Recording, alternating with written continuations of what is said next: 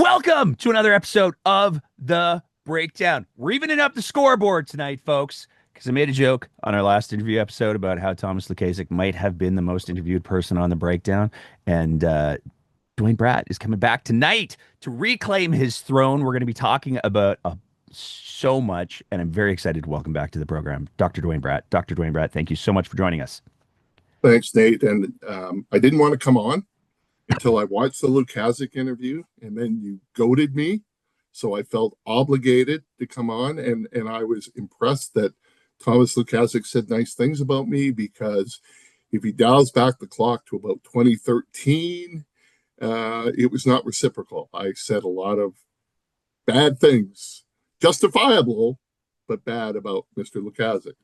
Well, I think that that's where more seasoned politicians, public figures are able to, with the distance of time, go, yeah, maybe there was some valid criticism there, or yeah, maybe that's just part of the way that things work. And I will give some credit to Lukasik. When he first launched this, I thought it's just Thomas being a mischief maker, right? And he toned it down, but there's some real hostility he has towards Danielle Smith, and it goes back a long time. And I got some of that out of him in an interview for one of my books. But he's put a lot of time and effort and money into this. So you feel the passion, the commitment to Canada, the life story he has, that this, okay, there's still some mischief making going on here, but he's putting his money where his mouth is. I think like that's the sense that I got out of my conversation with him as well, is like this is not just I'm going to poke the bear and see what happens. Uh, Yeah. this is a real thing for him, and my sense is certainly from the reaction from that episode that we've had since we aired it, that there's a lot of people who are really quite excited by it. And boy, the separatists hate that episode. Yes, I'm sure they do. Well, let's start with that. Let's make that our first topic because you opened the door for me, so I'll go through it. What do you make of the Forever Canadian referendum question? Like, how seriously are you taking it? Do you think it has some legs? What are your thoughts? I think it was a stroke of brilliance to turn the tables and to actually do it first, and understand the rules on how this operates. Because I can imagine that he is going to get people, including separatists, signing this, right? Because it's going to be the only ballot question, right? And so as a result of that, he's going to have it through. You know, when we talk about the Clarity Act, one of the things they ask is a clear question. Well, this is a very clear question. So yeah, I think it was in looking back now, I think it was a really good strategy of basically turning the tables on the separatists, wording it the way you wanted to, and showing some organizational heft and smarts on how this actually operates. Do you think he can do it? Like, I mean, I know that there's still some question, appropriately enough, about whether or not he's going to be operating under the old rules or the new rules. Yeah, there's some real ambiguity there. We'll have to see whether he can do that. But the starting gun hasn't started yet, No. right? And so, you know, just as the APP was building up a potential petition list well in advance of the signing campaign, he's got it. But if we think about the recall of Jody Gondek, um, which had a lot of volunteers and was in every strip mall, they didn't even come close to that threshold. You know, yeah, I think it was about 60,000 votes that they got, or 60,000 signatures. Do you think it touches on the same sort of lightning in a bottle, though? I mean, like you can not like the mayor of Calgary and Yeah. Oh whatever. no, I mean this is an existential question, right? I mean, this is not do we like the current mayor? It's do we want to leave this country, Yeah. or do we want to give support to this country? Do you think he like if he gets the 90-day rule, do you think he can pull it off? The, anyone who pulls this off, that shows some real organizational strength, because this isn't just putting up a website and getting people to click. You actually have to have physical signatures right across the province. Now, the benefit is we've seen this from polling. Who are the strongest federalists are in Edmonton and Calgary. It's easier to gather signatures in cities than it is in rural communities. Do you think, and this is one of the things that I'm kind of wondering about because it is such a strong, I don't want to call it a branding exercise, but in some ways it is because it goes so deeply to the identity of who Albertans who live in Canada are. Yeah, Do you think that there's like to me, I look at the question that Danielle Smith was asked at the presser, where she was asked, "Are you going to sign the petition?" And she was like, "I know words," and yeah. refused to answer the question. But I wonder, like like I don't have a problem with that sort of answer. Where I will have a problem is if they gather enough signatures and if this goes to a referendum and the Premier of Alberta is asked, which way are you voting? And she comes up with the same answer. It's a secret ballot. I don't know. I'll have no. This isn't. When they had the Quebec referendum, you knew where Jacques Parizeau was voting. You knew where René Lévesque was voting. You knew where Jean Chrétien was voting. You knew where Jean Charest is voting. For that matter, the Brexit referendum, you knew where David Cameron and Nigel Farage were. You cannot this. So she can fudge. That's fine. A hypothetical, maybe we'll have a petition type of thing. It's something different if it actually goes to a ballot. would it have cost her anything to have answered the question? Like, I take your point, but I find myself wondering, um, eh, She's there. playing a very delicate dance, and that's the challenge. So, no matter how you spin it, if she had said, "Yes, I am signing that," well, then the obvious question is, well, why are you signing that? And maybe she comes up with, I believe in direct democracy. That's why we lowered the threshold. Let's have referendums on everything. But what do the separatists think of that answer? What do the vast majority of Albertans who are not separatists think of that answer? So that's why she fudged. But if it goes beyond a petition to an actual referendum, you can't play that game anymore.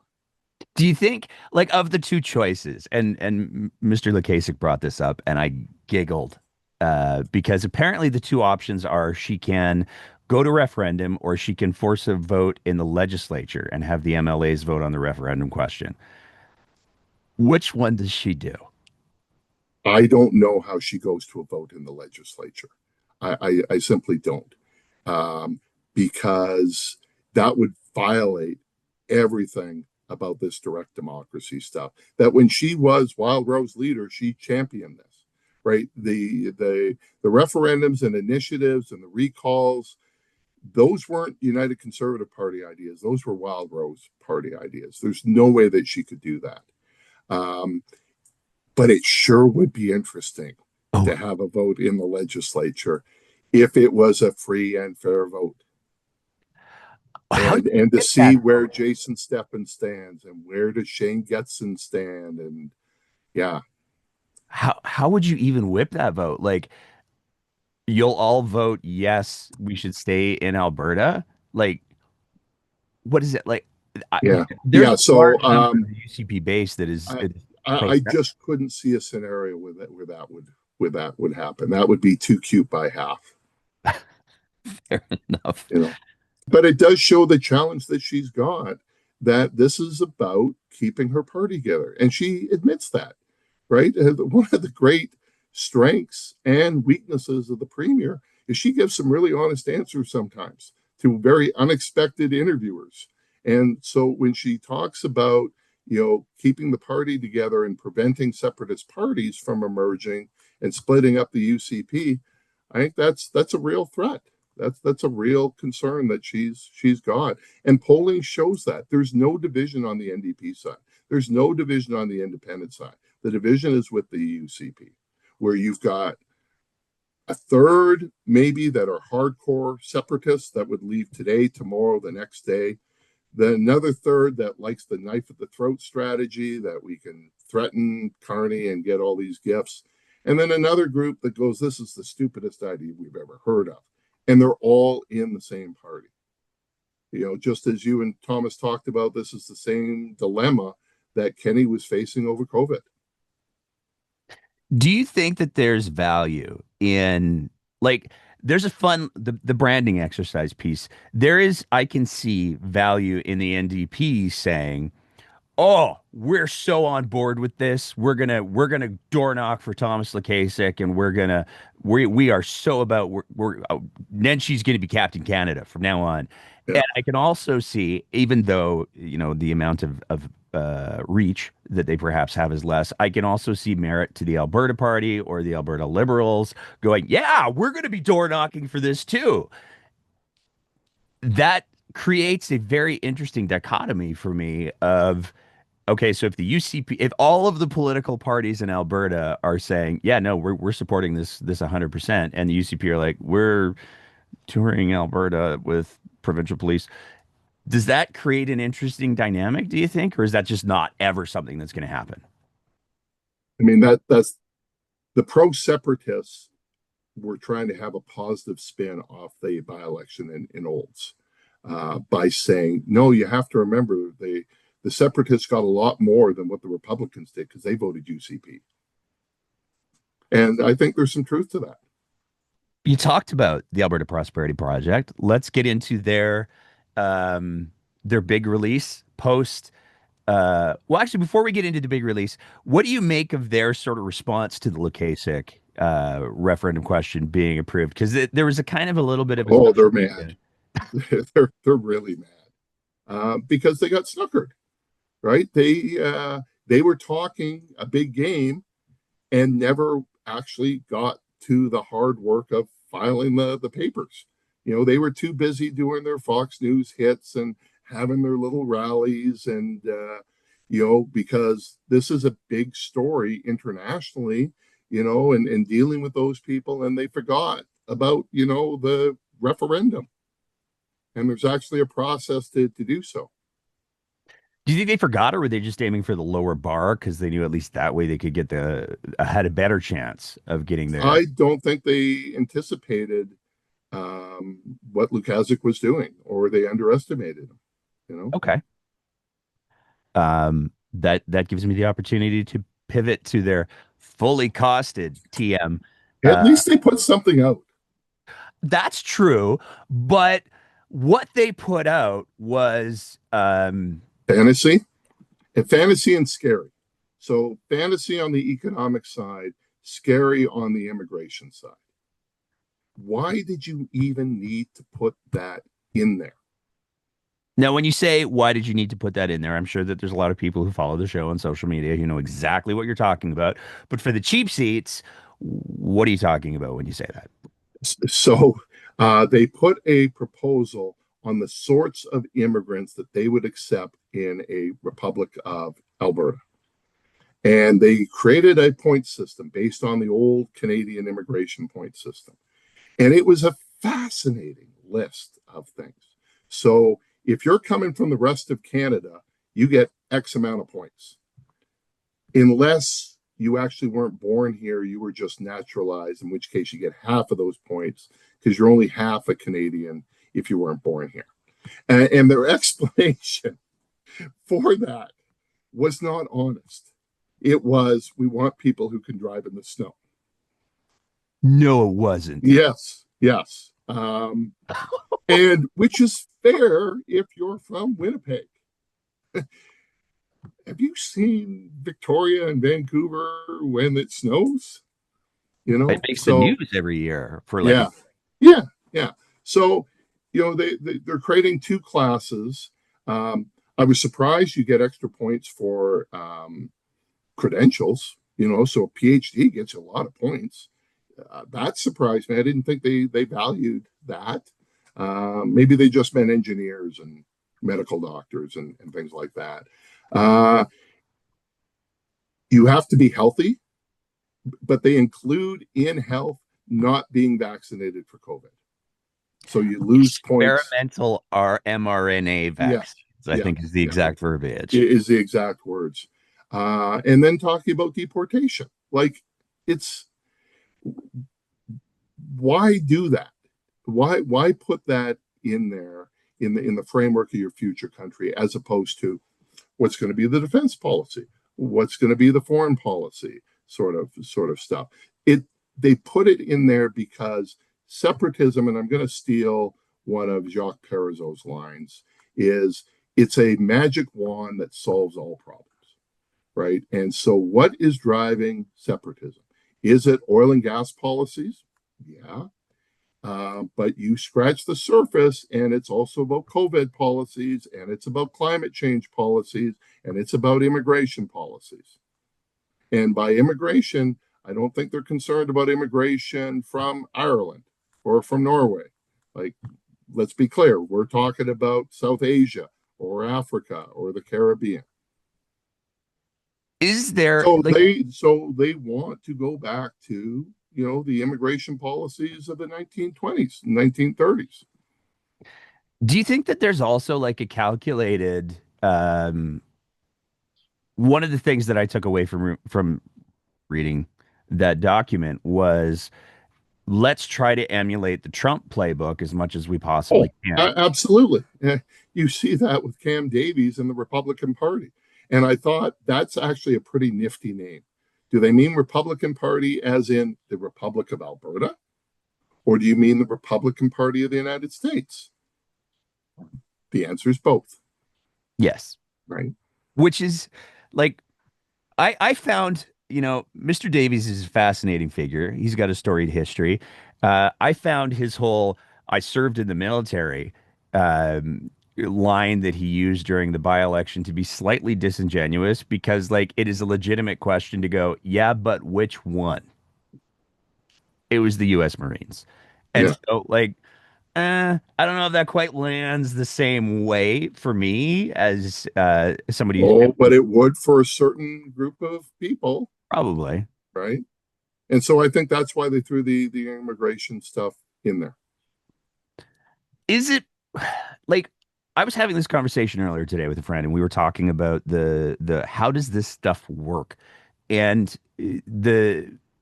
the idea that I've sort of been trying to make sense of is it seems like a lot of why Trump is successful is Yeah. because with the disparity that we're seeing across the classes, like everybody talks about the shrinking middle class, and I think there was a recent study that came out that said something like less than 5% of Calgarians make more than $100,000 a year, which is a very small number. Yeah. And it almost seems like the ethos of all of these things is let's find all of the people who feel like they're losing, who are Yep. tired of losing.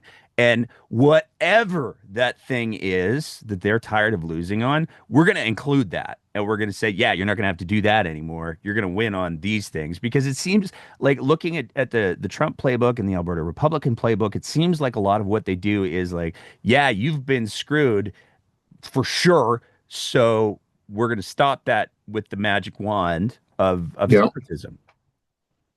And the challenge that they've got is they're trying Trumpist ideas without Trump. And we've seen this in the United States.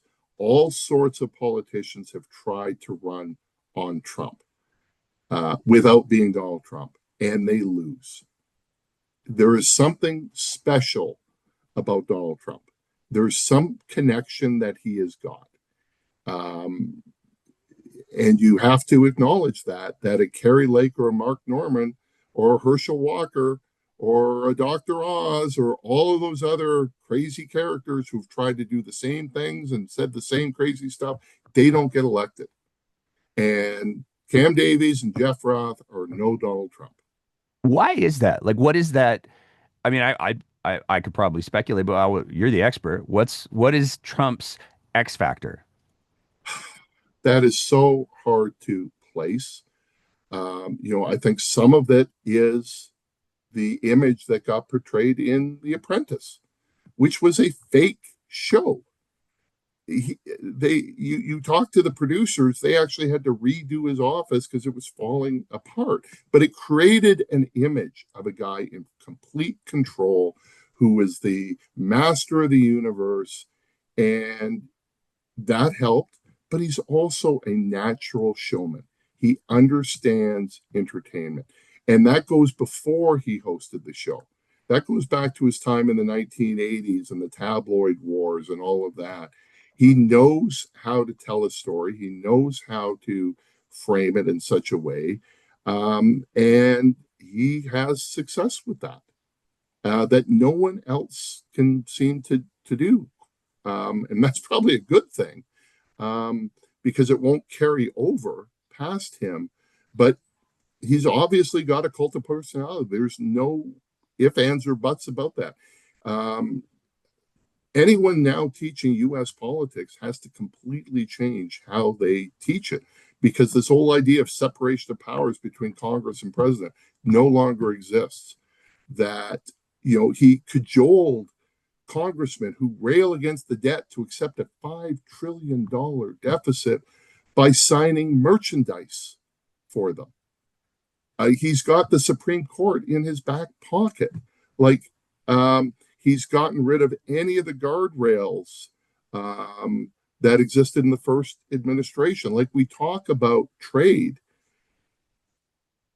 The trade negotiations in first term Trump were ordinary, were normal, were fairly traditional. They took a long time. There was only a couple countries. They had to go through Congress. Now he's doing a stand-up routine about, tariffs for you and tariffs for you. And so he has consolidated power, the likes of which has never occurred in the United States. And why is that? If I had the magic answer, I'm giving some suggestions, but there is something that he's got that no one else has. I mean, I don't know if no one else has any of it, and I'm going to use this as a pivot point for the next topic that I want to hit you on, because you Sure. just talked about consolidation of power, you just talked about the removal of guardrails, and you just talked about a charismatic leader who makes people feel important. Um, let's talk about the Alberta Next panel.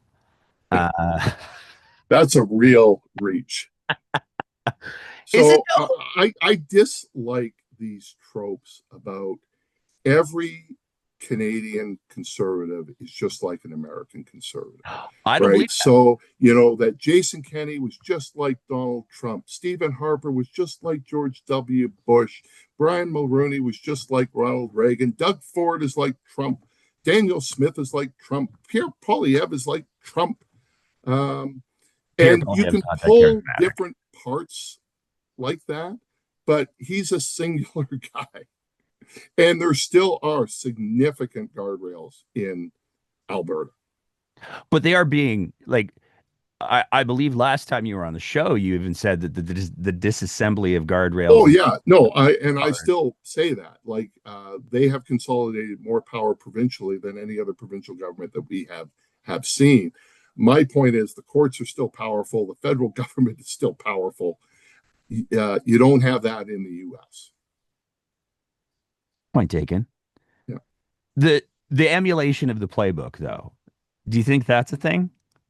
Oh, so and we'll probably talk about this on a different segment, but the press conference and the press release she had with Doug Ford, for instance, yesterday, Ford talked about Trump proofing Canada and dealing with the threat of Trump, and in the press release, the blurb must have mentioned Trump 5 times in a paragraph. Not once did that word come out of the premier's mouth, because, well, she may not like his tariffs, everything else she likes. So she is ideologically aligned on cracking down on transgender people, woke universities, woke media, climate change, COVID, you name it. She won't say, but I'm pretty sure if she had had a vote in November, I know which way she was voting. Um, and yeah, that is that is an issue. I think she greatly admires Donald Trump. I think a lot of her supporters greatly admire Donald Trump, which is why we've always had a separatism element in this province, going back to Alberta becoming a province. We haven't had an element about let's join the United States before. There's been the odd guy here and there, but no, there really is a belief in joining the U.S. now, and it's because they see what's going on in the U.S. and go, we want that too. Why can't we have an alligator Alcatraz? I mean, do the states even have an alligator Alcatraz right now? My Well, understanding, they're selling merchandise, but they're not quite there yet. it's amphibious, is Yeah, what my understanding is. yeah. Um, but like, what? I'm still going to try to make that hard pivot to the Alberta Next piece, and I do. We are going to come. Because he wouldn't be doing those panels. He wouldn't be putting up the videos and the surveys. He would just sign off an executive order saying, we are doing this, and then that would get challenged in court or not, right? There is a different element of Smith at play here, and this is a combination of listening to the people, but also trying to shape how they respond. So it's got the veneer of sort of direct democracy, but it's not a thumb, but a wrist, a foot, a knee, all on that scale. Do you like? I want to explore that listening to people thing because one of the criticisms that has been levied against the website is it is um, structured in such a way that like you have to go into that experience, that multimedia experience, with Yeah. a somewhat oppositional viewpoint to begin with, to come out with an oppositional viewpoint, because otherwise you get to watch like 6 to 8 minutes of this is And you can't fast forward it. exactly. I tried. I watched all the videos. I did all the surveys. This replicates some of what we saw with the pension plan, minus the video. They didn't have the videos with the pension plan. But with the pension plan, they did ask questions. But I was amazed when the results came out of their survey that showed, 63% of the people that went on the survey opposed the Alberta pension plan because there was no place to do that. You actually had to write in a comment section on that. It took an awful lot of work because the questions were, with an Alberta pension plan, do you want lower premiums, greater benefits, or both? Not, do you like this idea or not? And so they're replicating that, but now with push videos. I And mean, there is some obviously similarities with the Fair Deal panel that Jason Kenney did. There's some similarities, but there's some real critical differences. So similarity one is they were in the aftermath of an unexpected Liberal victory. 2019, it was Justin Trudeau. This time it's Mark Carney. In both cases, they pulled off ideas that had been circulating in the conservative intellectual ethos for years and came up with those ideas. They created panels that were heavily partisan or at least ideologically conservative. So those are the same things. What is different, I think, is the more interesting stuff. One is the premier is chairing it herself instead of bringing Preston Manning back or some other person. Normally, premiers don't do this. They bring in the McKinnons to do a panel on university funding or Jim Denning on pensions. To have the premier leading this is really weird. It's a stacked panel again, but there are two notable exceptions here, and that's Adam Legge of the Alberta Business Council and Trevor Toone, the economist. And I've talked to Trevor about this, and I think Trevor is going in as an intellectual exercise. I said to him, I go, at what point I want to see you stand up and storm out of the room at one of the town halls. But that was a real coup for Smith to get those people on.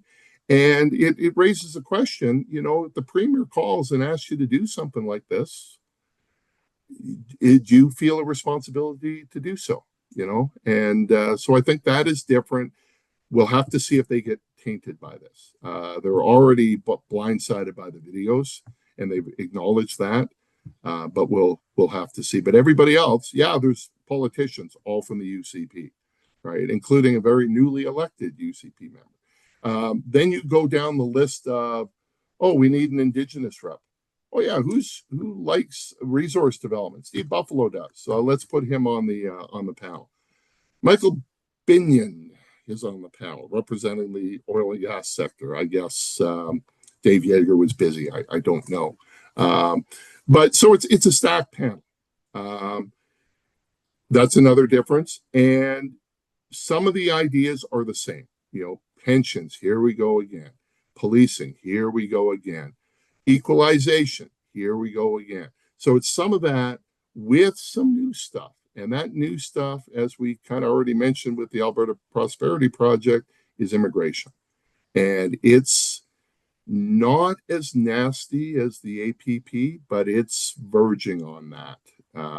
So those are, and commitments to referendums, but that occurred in with the 2019 Fair Deal panel. So that's probably the best comparison. And there are some real similarities, but it's those differences that I think are more important here. Do you think it's like, here's what I struggle with, and then I have a joke I want to make. But it's, I struggle when, governments of any stripe, to be clear, if the NDP did this, I'd be like, what are you doing? If the Liberals did this, I'd be like, what are you doing? And we got something coming for the Liberals down the way. But to say like, hey, everybody, we're going to consult and travel the province on the taxpayer's dime. I hear there's good creme brulee in Southern Alberta. Uh, when the results, the desired results are already so clearly defined, how do Albertans engage with that kind of process in a good faith way when it seems like it's already a bad faith conversation? Just look at the issue of the pensions.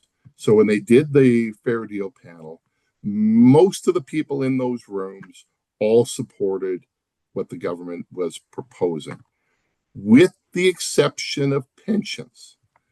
And then the report came out, and it kind of said, well, Albertans are a bit undecided on this. We need to do further work on this.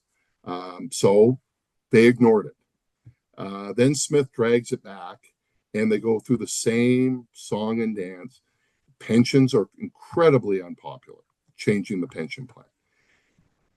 When was the last time you saw Jim Dinning? When was the last time you talked about that consultation? Because they didn't get the answer that they were looking for. So now they're taking a fourth kick at the can on this, and hoping the result is different this time.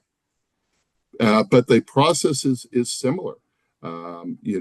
Instead of coming up with a magical report that comes up with we'd get 53% of the funds, now they've got a video. I'll be honest, I'm a little choked because normally the person that I would like go to be like, hey, what do you think of this APP thing Is on the panel. And off limits to me, I'm sure, which is Yeah. frustrating. But I do think that but not the past writings. Oh, don't think I'm not going to be digging through Yeah, there. because that hasn't changed. None of that has changed. The arguments are the same. Yeah. It's Adam, what's Legg? Adam Legg, Uh, Business Council of Alberta. I believe the correct pronunciation is Adam Legg. Yeah. Really? Have to be a little childish. It was twice it happened. It was very funny. Yeah. I'm gonna get in trouble for that one, I'm sure.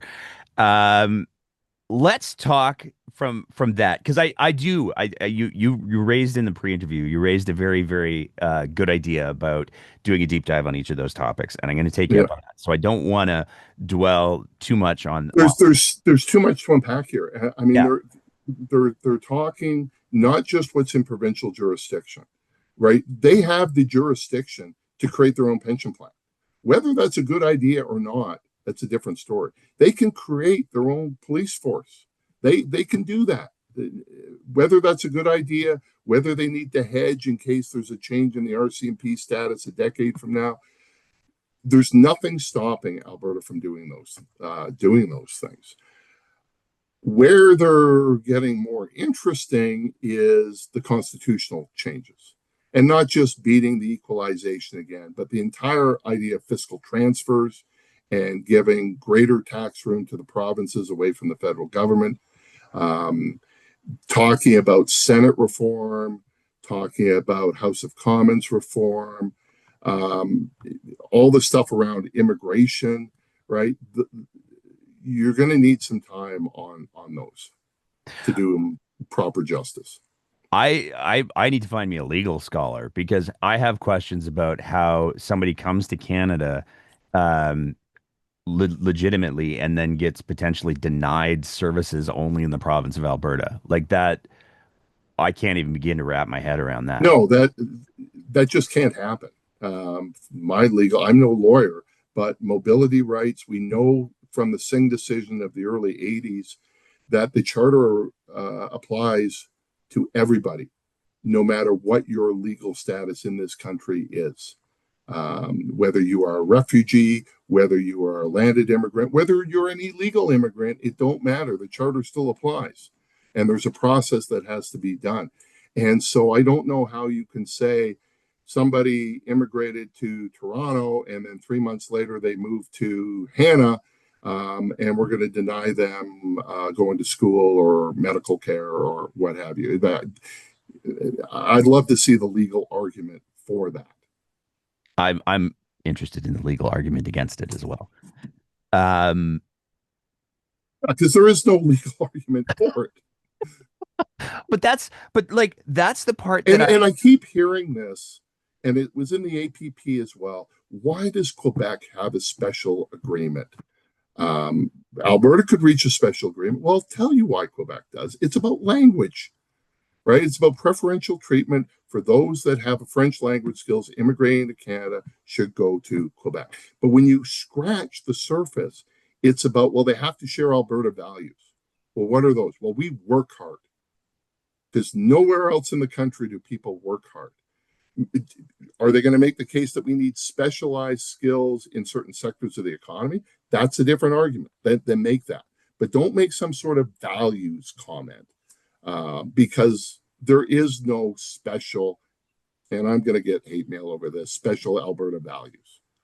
I agree. I was born and raised in this province, and I went, like I can't think of having lived in rural Alberta, having lived in urban Alberta, the differences are so big that the Oh, notion, yeah, between rural and urban, not yeah, between rural Alberta and rural Manitoba or rural Quebec. yes, yeah, it's the same. Everybody in their little environment does the same thing, and Yeah. I think. Do you think the history argument is also important because like Quebec's history goes back a little bit farther than Alberta's as a thing in Yeah, broad. that's where we get into nationhood, versus what we have here. Um, and yeah, that's when you get in, and that makes a fundamental difference that, they do have centuries and centuries and centuries of history prior to being conquered by the British that you don't have here. Yeah. And it used to be religion, but you don't see that anymore. But it used to be Catholicism, right? Those are fundamental differences, not this idea that we're more independent and we pull ourselves up by our bootstraps and we work hard, and that's the Alberta culture. To your point about the limitations that still exist on Danielle Smith, I want to talk about get your thoughts on the injunction that we Yeah. saw the courts put down. So, for by way of background for our audience, the Danielle Smith rolled out her horrifying, I have no problem using that word, anti-medical choice, anti-parental choice, anti-trans policies that nobody except for a very select few asked for, and she pushed it through. She made the law. a gal, Skipping Stone, and some families said, "Oh, we don't like that." They took him to court and they won an injunction. Yeah, And the courts said in the injunction, I've read the thing a few times, that there was real irreparable harm that would be caused if these policies were brought into effect. The first question that I have for you is, why isn't that enough? Like, shouldn't that be enough that the government, the people in government go, okay, we've been told that this thing that we're going to try to do is going to hurt kids by a judge. Maybe we should, revisit this. Why isn't it enough? I think the government had to anticipate that this was a likely outcome of the legislation that they passed, that they were going to get sued and they were going to lose those suits for irreparable harm and for the fact that it's such a small number of people that it clearly is a form of discrimination. The government had to have known that this was a distinct possibility, if not high likelihood. And I'm sure the Justice Department told them that as well. So then that leads to what happens next. And this is my concern, that they will use Section 33 and use the notwithstanding clause. They're going to continue to fight, they'll appeal and all of that.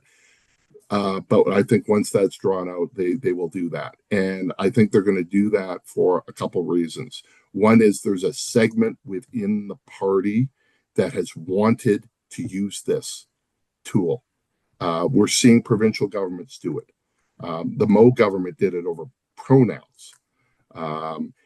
It's not been done in Alberta. It's come close. It's been threatened. It's never been done.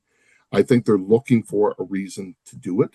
And I think this is it. And they are committed to this line. And that concerns me, because that would be further discrimination.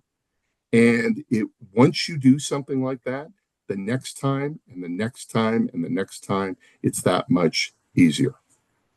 Is there a reconciliation for Smith in that, if she does invoke the notwithstanding clause? And to be clear, for anybody who's not familiar, what the notwithstanding clause is it is a legal mechanism by which provinces can say, yeah, we understand that those are charter rights, but we just don't want you to have those for a period of 5 years, and we can re-up that every 5 years or so. Yeah, and 5 years was deliberately chosen because there'd be an election in between. Yeah. And the argument would be the voters would get to decide, assuming that they would decide on this particular issue that they use the notwithstanding clause in.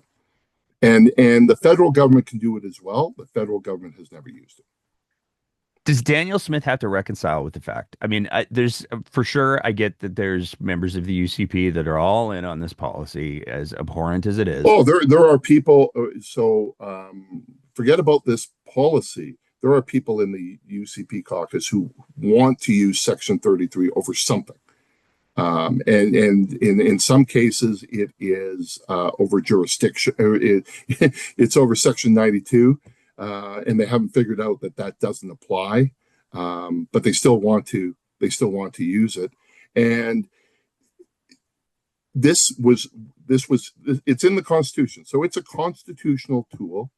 It did not come out of Quebec; it came out of the prairies. Sterling Lyon, in particular, but also to a lesser extent, Peter Lougheed, wanted this because they were concerned about the charter Americanizing Canada away from parliamentary supremacy. They were concerned about unelected judges.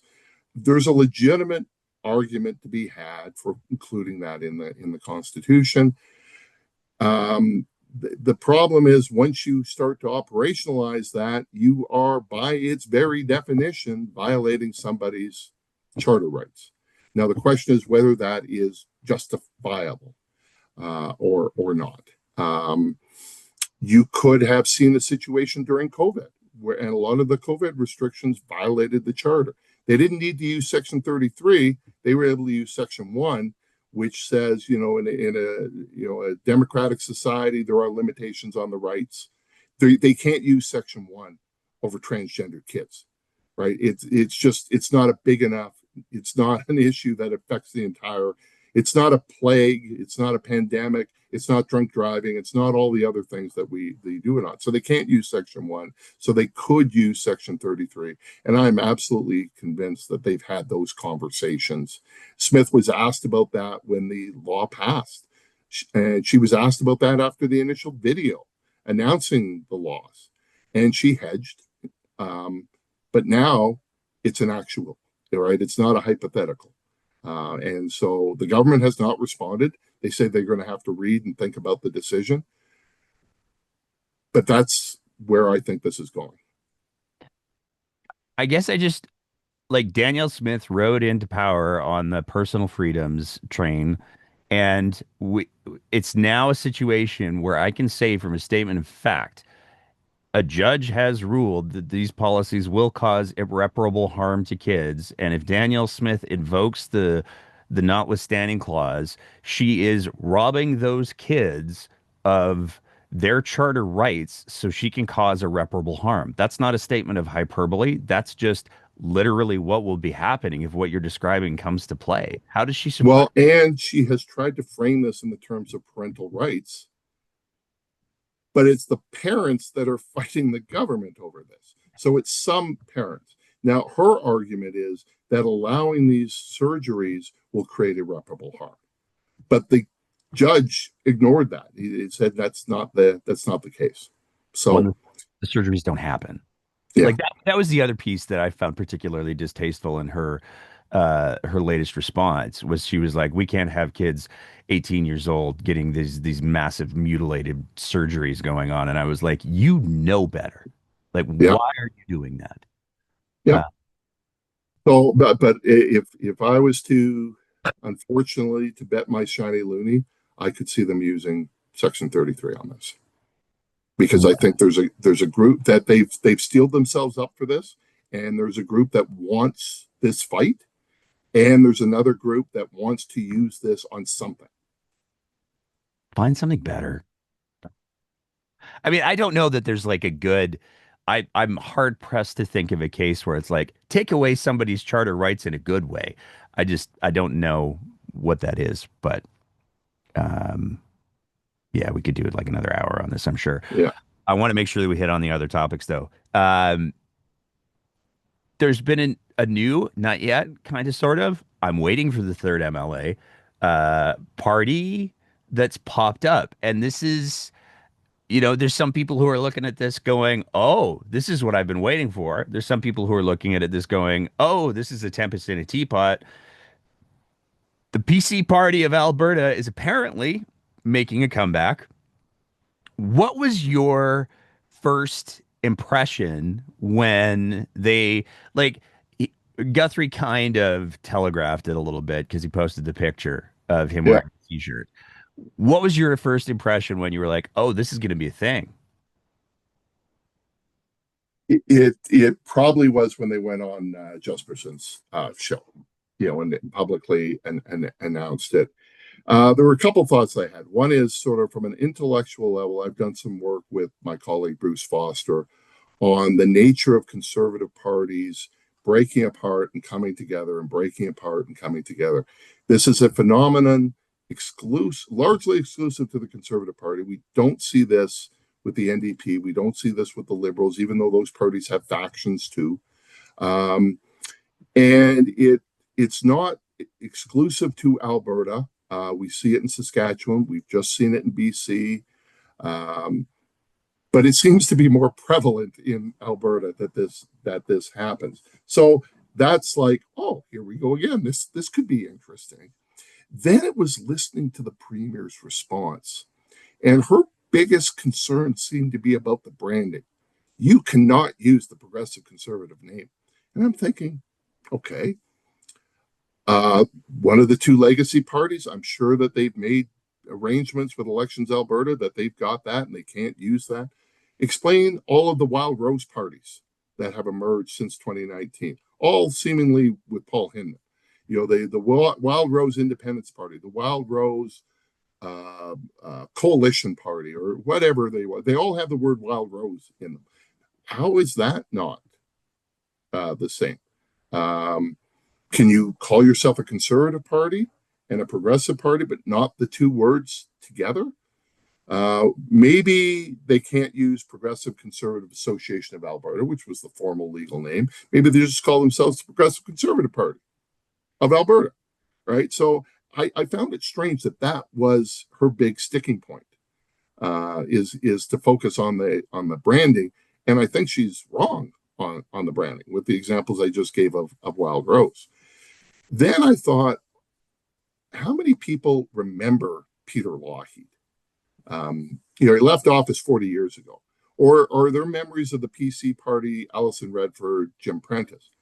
It doesn't matter. The mythology of Lougheed, all political leaders try to drape themselves in the flag of Peter Lougheed. Alison Redford did, Danielle Smith does, Rachel Notley does, Jason Kenney does, because this was a prosperous time in Alberta.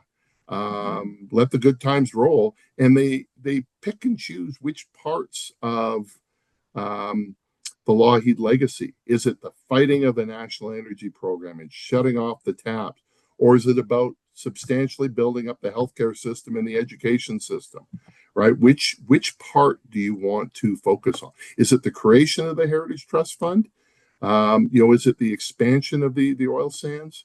Right? You can pick and choose. So there's a reason he's called St. Peter. Everyone wants a piece of him, and it is tough though to create a party in the middle. Ask about the Alberta Party, will you? I don't need to. No. You were talking about how the 3 or 4 members of the Alberta Party was all going to work on this petition, though. Okay. So there's a Canadian Futures Party or centralized conservatives. It is tough to do that. Why? Where do parties emerge? On the fringes, right? The CCF was on the fringes. The Greens were on the fringes. The Reform Party was on the fringes. The Wild Rose Party was on the fringes, because you need activists. You need organizers. You need some anger to do all of that hard work. Moderation and anger don't go hand in hand. This is a challenge that they've got. But there is an opportunity here, because the issue of separation changes things. Right? Remember, I talked about how the UCP is conflicted. It's divided. It's a big tent party, but it's hugely divided on this issue. That provides an opening. And so if the UCP has moved further to the right, that creates space for another party, even if I don't believe that Scott Sinclair and Peter Guthrie are necessarily progressive conservatives. I think they took a principled stand and they got punished for it, and credit to them. But Scott Sinclair left over a budget deficit and the lack of a highway development in his riding, right? That's not necessarily a progressive policy. Publicly. And I think that publicly, and that's a piece that I think there might be some latitude with. Yeah, and Peter Guthrie, I think, has taken a principled stand over the AHS procurement scandal. He was also one of the first to endorse Danielle Smith when she was campaigning on a Sovereignty Act. So would they fit in a progressive conservative party of the old days? Absolutely. I mean, the old days, you had Ted Morton and Dave Hancock in the same party singing Kumbaya. But it's tough to create a big tent party that's not in power. So they have huge challenges ahead of them, but there is an opportunity here. And even if they can't attract another MLA, and they might, imagine an election where the Alberta Republicans, or now it's the Alberta Prosperity Party, pulling off 10 or 15% in some ridings, and a PC party pulling off 2 or 3% in other ridings. That's not good for the UCP. And I think Smith recognizes that. Does it cut two ways? Because, like, one of the things that I've been wondering, I was thinking about the last election where we had, speaking of Thomas Lukasik, standing up and saying, "Hey, I was a PC deputy premier, and I'm asking Albertans who were formerly PCs to lend the NDP their." Either vote. Yeah. And so I'm looking at this, and this is where I'm kind of curious about Danielle Smith's decision to, like, they can't have the name. I'm pretty sure they can because Elections Alberta let them reserve it, and they wouldn't have Yeah. done that if it was a bad name. And I'm pretty sure there was a time lapse on how long those names were locked up for.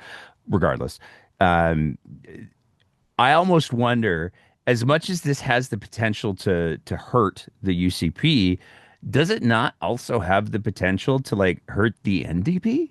It could very well do that for exactly the way you said that. And bear in mind, the UCP lost the city of Calgary narrowly, but they still lost the city of Calgary. How many old PCers voted NDP grudgingly? Uh, but the NDP still has a problem because they don't have the word conservative in their name. Albertans like to vote conservative, even if we're not particularly conservative. We like low taxes and big government spending. That's not necessarily conservative, right? But we like parties that have the word conservative in them. And so, if it was the new Democratic Conservative Party, maybe they would have an easier time of it. So yeah, we'll have to see how it all sorts itself out. And Smith keeps talking, and I can understand why. About how when the two conservative parties were fighting one another, that allowed the NDP to come up the middle. Okay. She ignores the early election and the floor crossing that she was all part of. And she also ignores 2012 when the Wild Rose Party and the Conservatives fought each other and the NDP won 4 seats, right? The NDP still got 40% of the vote in 2015. But there has become this gospel that if the Conservatives are divided, the NDP wins. And I think that's more likely now because we're in a two-party system. And so it's an old French joke after World War II about how much they loved the Germans and how much they loved the Germans as they wanted two of them. The NDP loved conservatives, and they would like, if not two conservative parties, three, four, or five conservative parties. I'm curious, like, one of the things that struck me about Smith's strong reaction to the idea of there being a new, old, whatever, progressive conservative party was that she seemed to like legitimately recoil, like, no, they can't have the name. I will not allow this to happen. And that almost seeds the ground that, yeah, they're a threat. And I almost wonder, would it have been a better approach to be like, look, we're still the United Conservative Party. We are united. These guys are the losers that got kicked out. If they want to have our scrap leftover name that we left behind, fill your boots. You're irrelevant. Wouldn't that been, is that a move that she could have or could still explore? Possibly, but I think just stand back and watch. As I said, building party is tough. Building a moderate party is even tougher. Okay. Um, I'm just going to take a quick look at my list here. The last topic, you're being very generous with your time, and I appreciate that. Um, the last topic, although I got to say, I feel like we're now even for the Leggy joke after the Alberta Party joke you made. So I don't feel so bad about that. It was very Yeah.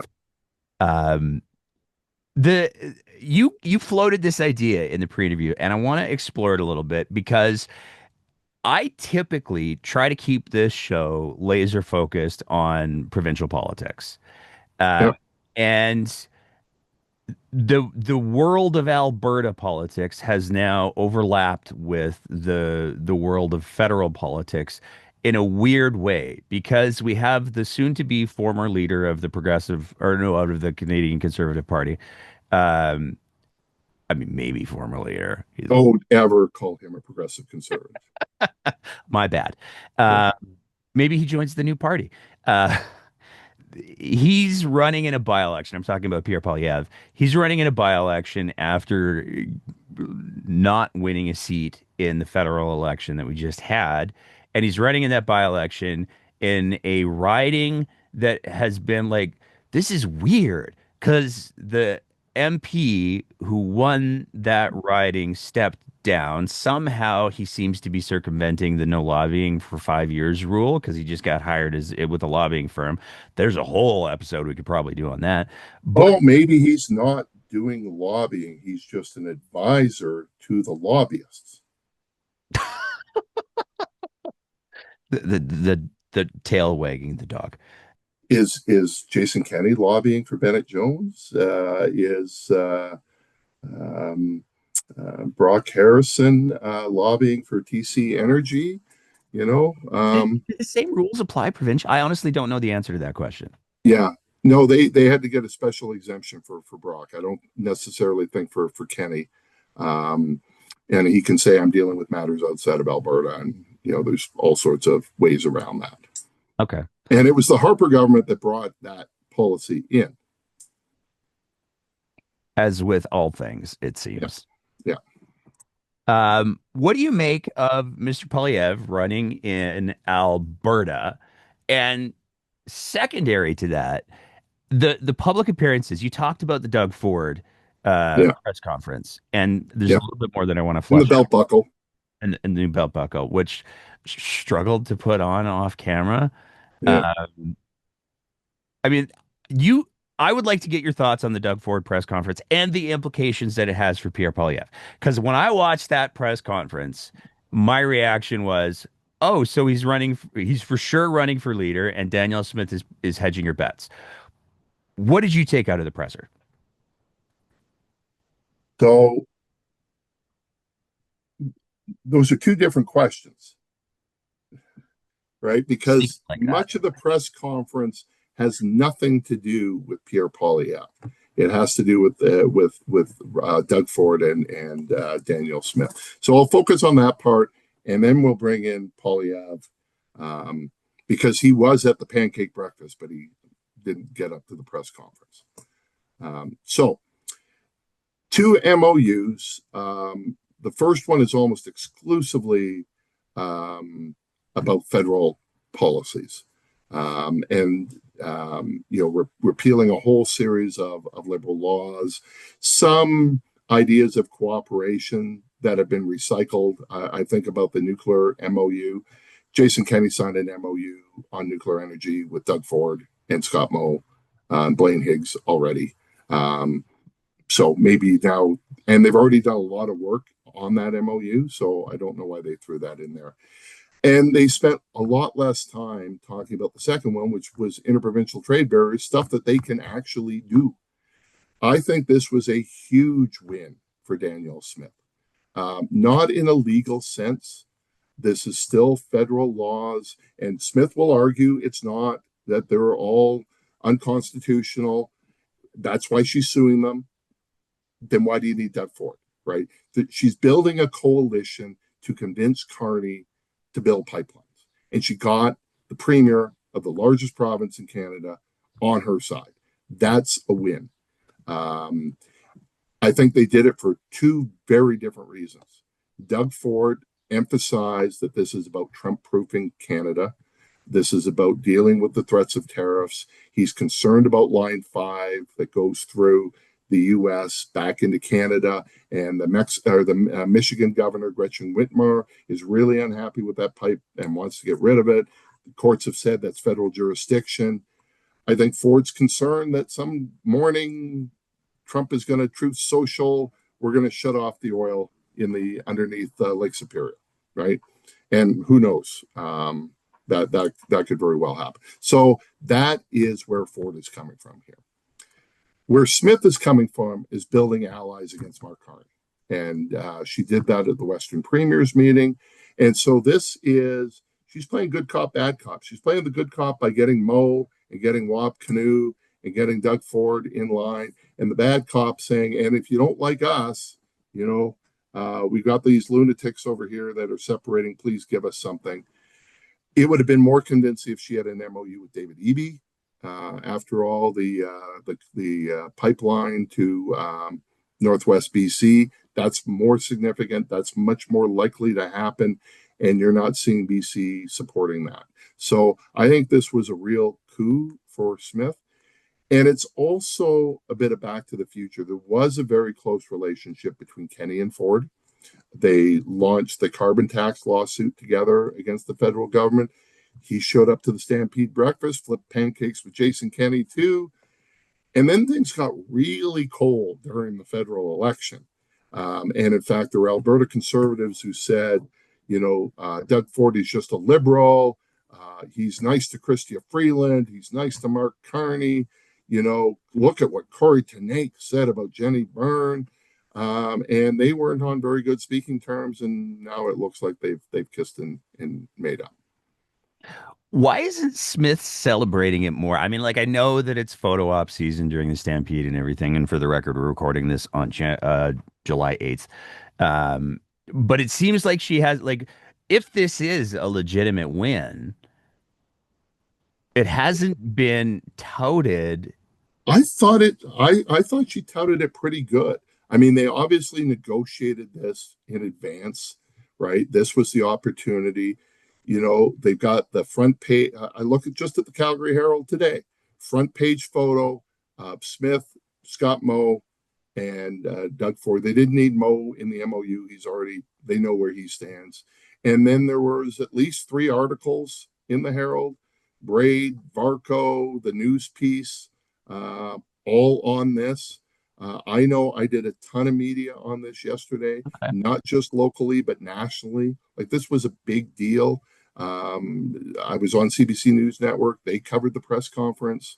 So yeah, it's a big win for her, I think. Okay. How much of it was, and I mean, you talked about the photo with Danielle Smith Yeah. and Scott Moe and Doug Ford. There's a name that was left out of there of a fairly higher profile conservative that was in town. How much of that, like, am I reading it wrong? Because Doug Ford really did put on his Captain Canada cape where he was like, we got to protect Canada. Well, and this was the other thing. It wasn't just the election things were cold. There was a very different approach that Ford was taking towards the Trump tariffs that Smith was, and they were at loggerheads. So, as I said, they got into common ground, but for very different reasons. Okay. Do you think was it a task, like a soft launch? There's been a lot of speculation about whether Ford is running. Um, Again, I'd like to see how good his French is. It's not a skill you can start to learn in your 50s. Mark Carney was a bureaucrat for a lot of years in Ottawa, taking French language lessons. He didn't just show up this summer, or in the spring and start to work on it. So that's one challenge. The other is there has not been a premier to become Prime Minister of Canada since the 19th century, and there's a reason for that. That is, premiers are so focused on their province. Provinces have so much power that it's tough to distance themselves. Probably Robert Stanfield was the closest. He almost won the 72 election, but he was also premier of Nova Scotia, right? Not one of the big provinces. And so, yeah, Doug Ford has won 3 straight majority governments. That's pretty big.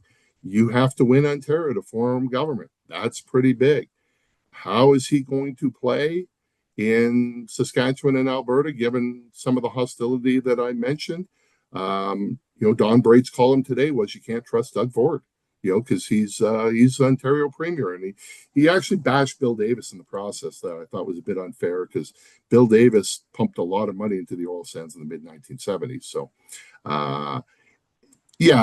people are always looking for that's got to be the answer, and I'm not sure that's where Ford is going.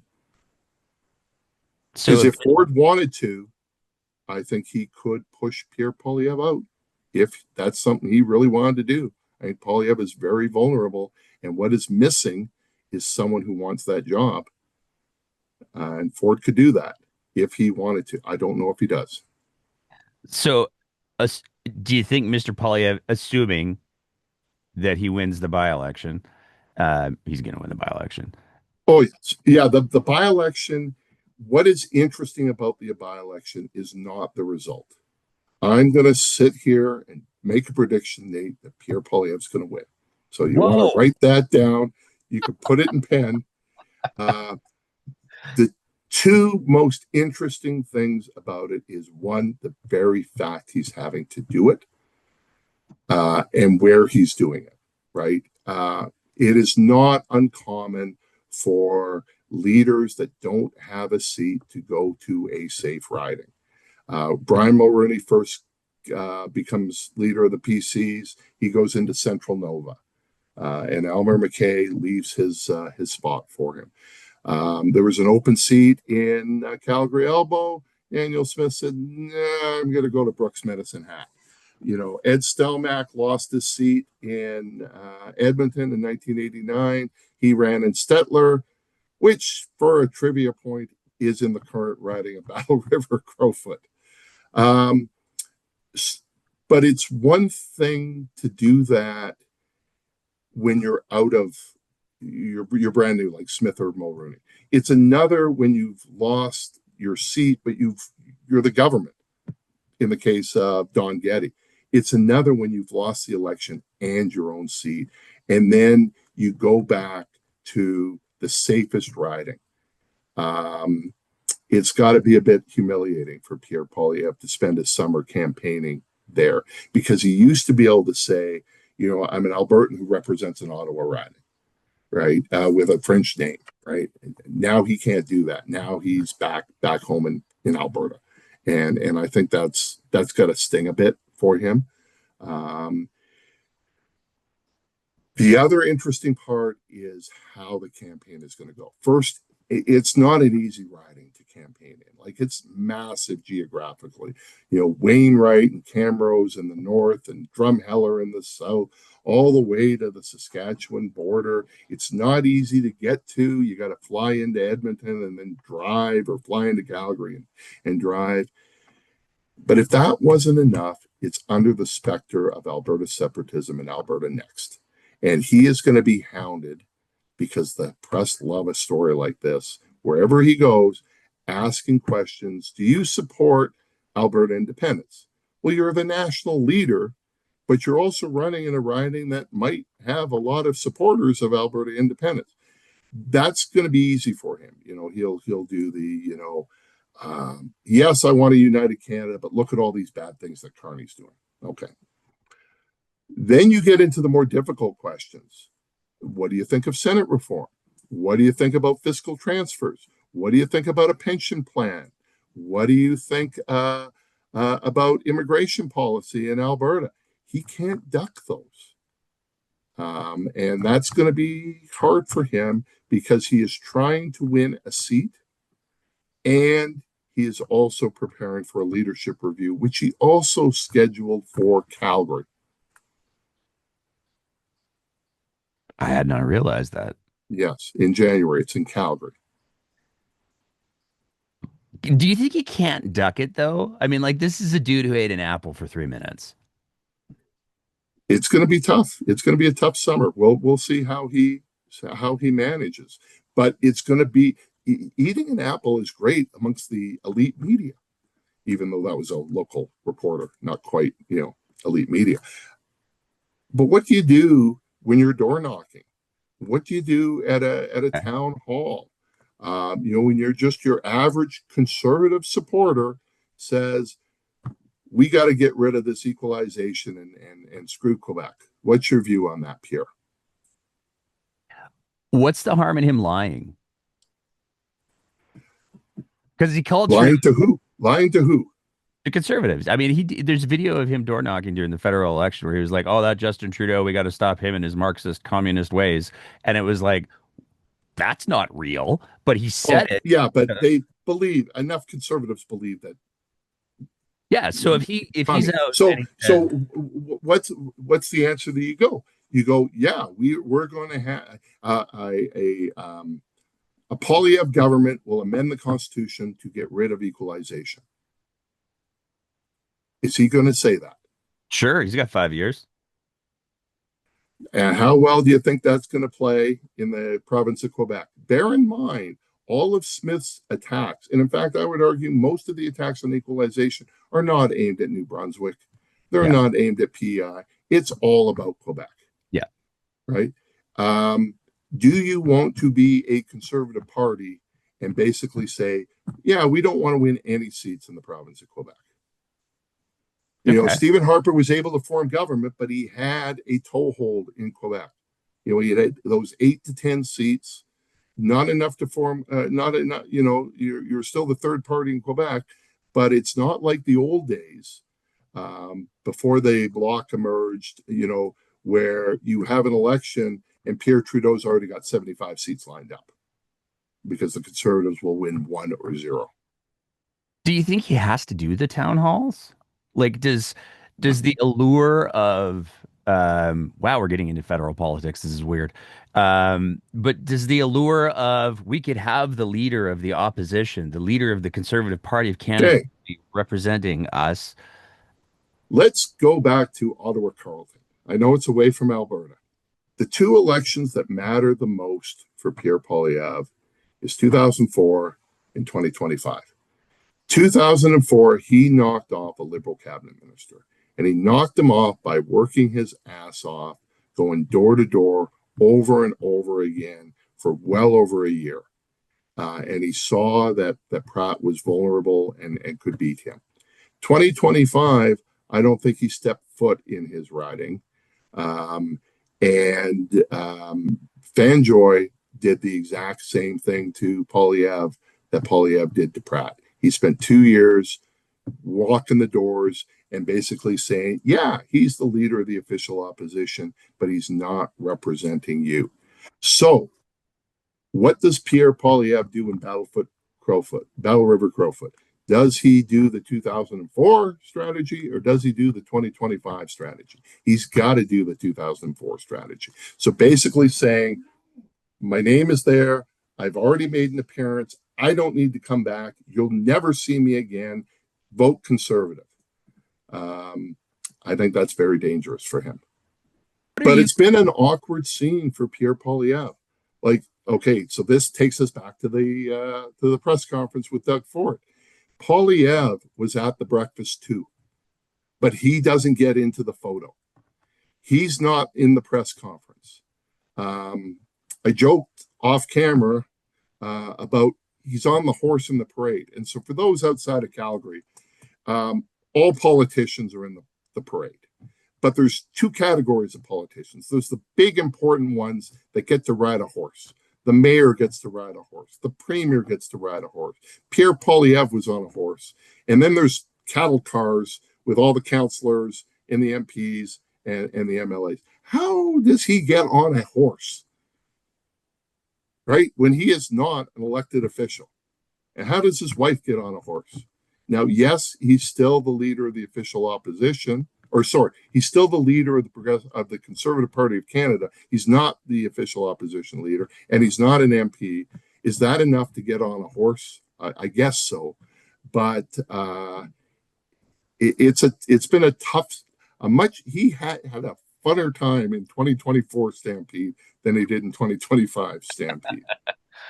Well, and I will say, I do a lot of political Stampede at a lot of political events, and there's a lot of conservatives who are saying not very nice things about Pierre Poilievre, and they're saying them to people like me, but they're saying it privately. Nobody has come in public. how long does that last? Well, one is if Doug Ford announces he wants to run, or is considering running, or doesn't even say a word, but there's signs of organization and mobilization. Or come fall, the newly elected Pierre Poilievre, member for Battle River Crowfoot, now the official opposition leader, and he's still trailing Carney by 25 points on who's the best prime minister. And they're still trailing the Liberals by 5 to 6 points. If that is still occurring into November, those are danger signs for Pierre Poilievre. Back to the provincial politics. Yeah. We talked about a lot. We definitely have to get into the Alberta Next panel more at a later date. What is there anything that we talked aside from what we talked about here tonight that you're going to be paying particularly close attention to in provincial politics? Well, the Alberta Next is going to take a lot of oxygen over the summer by design. And it will be very curious to see how many referendums questions we get. And so if you just had a referendum on pensions, it would fail. That's why we haven't had one. But if you have a scaffolding of referendum questions, and the final one is, do you want an independent country? And people go, well, I don't want to separate, but I'm still mad about something, and we need to send a message. Maybe now I'll say yes to pensions or say yes to policing. We've already had the referendum on equalization. I don't know how you redo that and say, but this time we really mean it. I think that's going to be the dog and pony show that's going to take up much of the summer and early fall. How does Nenshi punch through that? I know Lisa Young recommended he have his own panel looking at building instead of destroying. I don't know. He's had some trouble too. Now he's in the legislature.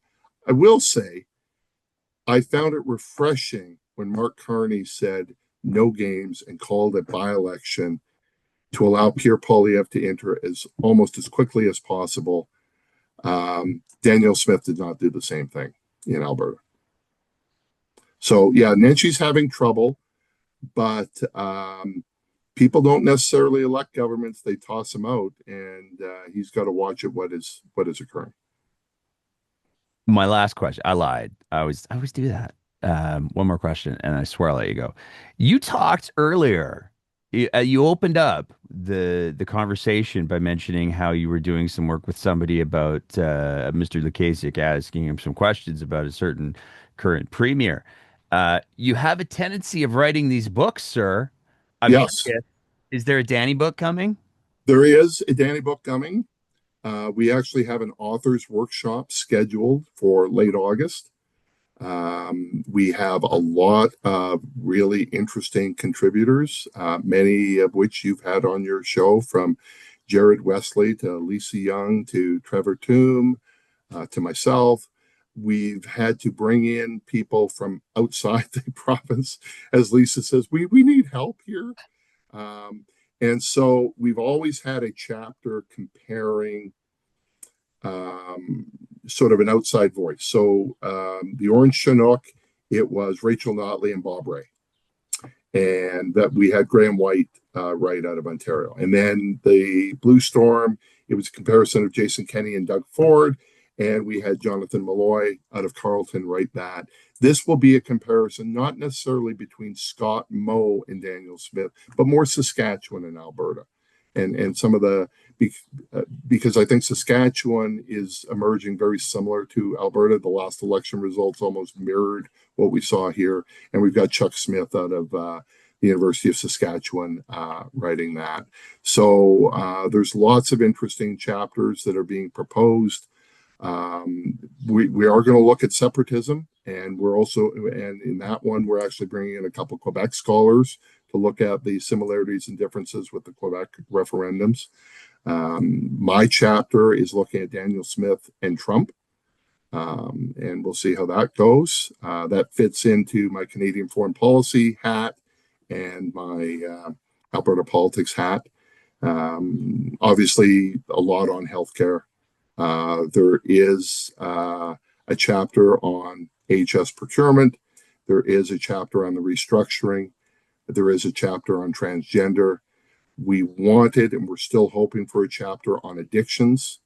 We haven't been able to find anybody, so we're still working on that. Are you going to get Dr. Toom to do like a retroactive on the Alberta Next panel? Please say yes. No, we've already got him committed to the finances. So basically an update of what he wrote in the Blue Storm, of what Ron Kneebone wrote, because now we're in deficit territory, right? And so the impact of tariffs and things like that. So no, not on Alberta Next. Oh, darn it. There's probably an NDA anyways. Yeah. Anything else you want to say, Dr. Bratt? Thank you again. We still need a title for the book, by the way, because we've tried to have weather and color, and that seems to be hard now. I've gone to various events. People have proposed ideas. One suggested rainbow because that would be the color and a weather. And I said, there's no way we can call it rainbow. Uh, Yeah, I don't see that being well yeah, received. so we're still working on that. So yeah, there's some really interesting things that are coming across here. I would propose a hurricane or perhaps a tornado for your weather choice. Do it that way. Yes, yeah, we thought about that. I had a suggestion about the Alberta Clipper. Maybe just go with weather because there's only so much color you can throw in after you've gone from orange to blue. What do you get when you put orange and blue together? Brown, I don't know. I don't know either. I'm colorblind, so color theory is not my strong point. Yeah, maybe purple. Yeah, so no, we're excited by that.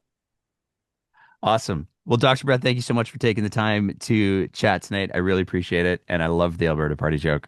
And I'm looking, Better than the Adam Lake one. I thought, really? It was visual. Like, I know the Yeah, audio but podcast is if going to you're be like, what? listening to the podcast, you're not going to get it. Okay, if you're listening to the podcast, I scooched off screen. It was Yeah, very clever, and I'm very proud of that joke. I'll yeah. probably make a clip of it. Dr. Bratt, thank you so much for taking the time to chat tonight. Okay, we'll see you, Nate. And that's it for another episode of The Breakdown. As always, if you appreciate the kind of content that we're trying to produce here, we would love nothing more than if you thought about signing up to be one of our Patreon sponsors at www.patreon.com/thebreakdownab, where for just the price of a fancy cup of coffee a month, you can help us continue to produce this kind of content. Whether you're listening to the audio version of the podcast, in which case, maybe leave a review and a rating, or whether you're watching it on one of our streaming platforms, we want to say a big thank you to everybody who is part of the Breakdown's audience. And as always, take care of each other and keep the conversation going.